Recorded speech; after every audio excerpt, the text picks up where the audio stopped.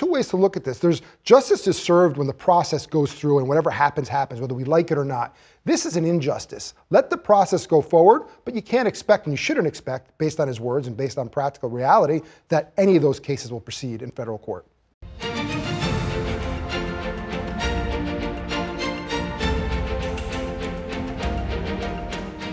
You're watching The Big Deal. I'm Errol Louis. All year, we've been closely following Donald Trump's 4 criminal cases. That includes the New York hush money case, where he was convicted on 34 felony counts of falsifying business records. But now the question is, what does a second Trump presidency mean for those legal cases? Joining me now to talk more about what's to come is Jeremy Saland, a criminal defense attorney and former assistant district attorney in New York City. Good to see you, Jeremy. And you've had years of experience as a prosecutor, in the same office that brought the hush money case against Donald Trump. He's scheduled to be sentenced in just a few weeks.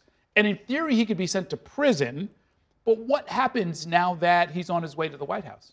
Well, Judge Merchan has the opportunity to set aside the verdict, meaning basically for this to go away, for lack of a better term. I don't think that'll happen. But I also don't think that Donald Trump gets sentenced. You don't sentence a president-elect and potentially while he's sitting, having him serve something. So I think people should take out of their mind the realistic opportunity or possibility that he's going to see a second incarcerated, or for that matter, I don't expect him to be sentenced at all.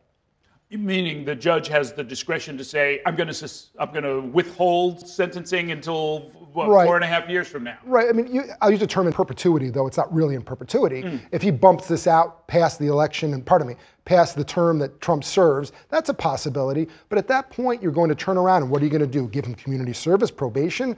It's just not a practical, realistic answer. Okay, let's move on to the federal cases. The president-elect has vowed to replace the special counsel Jack Smith, who brought the classified documents case in Florida and the fake electors, the January 6th obstruction case in Washington, D.C. Would the new attorney general appointed by Trump have the power to just end those investigations? Yeah, Trump has the ability, as he said, he's going to fire Jack Smith within 2 seconds. Yes, this is, again, a big W and a very large capital W for the, I say former president, but soon to be president. So this is gone too. And unfortunately, I mean, there's 2 ways to look at this. There's justice is served when the process goes through and whatever happens, happens, whether we like it or not. This is an injustice. Let the process go forward, but you can't expect, and you shouldn't expect, based on his words and based on practical reality, that any of those cases will proceed in federal court. And what about the Georgia state case, which is currently on hold anyhow? Right, so if ultimately Fani Willis gets control back of this case and is able to proceed, it's not a policy of state law enforcement officers, but the Department of Justice wouldn't be prosecuting a sitting president or president-elect. I think the same would hold locally in the state of Georgia, and then if she isn't able to proceed, whoever takes her place, are they practically speaking going to pick it up and run it across the finish line? Again, W, a large win. What does this say about our court system if the best way to avoid responsibility, even after you've been convicted, is to win an election? This is so unique to the presidency and so unique to this president and so unique to the circumstances. I don't think it's an indictment of the justice system. I do think it is a grave injustice, no matter where you fall, to not allow the process to follow through and play out. That's a real problem. But you also have to look at the big picture. And I think continuing these cases, no matter what color glasses you wear, blue or red, is really a bad look and a bad thing for the country.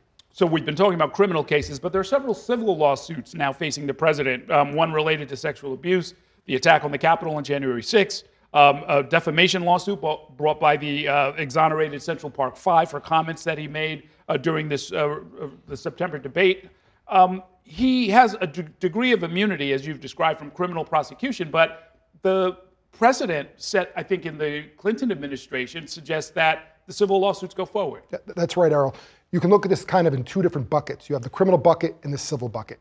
So that civil bucket is very different, and that's going to proceed. Where it goes, we still have to find out, but we know, for example, looking at New York with Tish James' case, that is still caught up in the appeals and what they're going to do. So these matters can proceed. E.G. Carroll, pardon me, that's going to continue to its end, and whatever's being appealed, that is separate and distinct from the criminal cases. Okay, thank you very much, Jeremy Saland. Thank you for watching our YouTube channel. Let Spectrum News be your resource for balanced, in-depth political coverage, and click the subscribe button right here. You can also download our app or watch us on TV to learn more about the candidates, where they stand on the issues, and more. We'll see you then.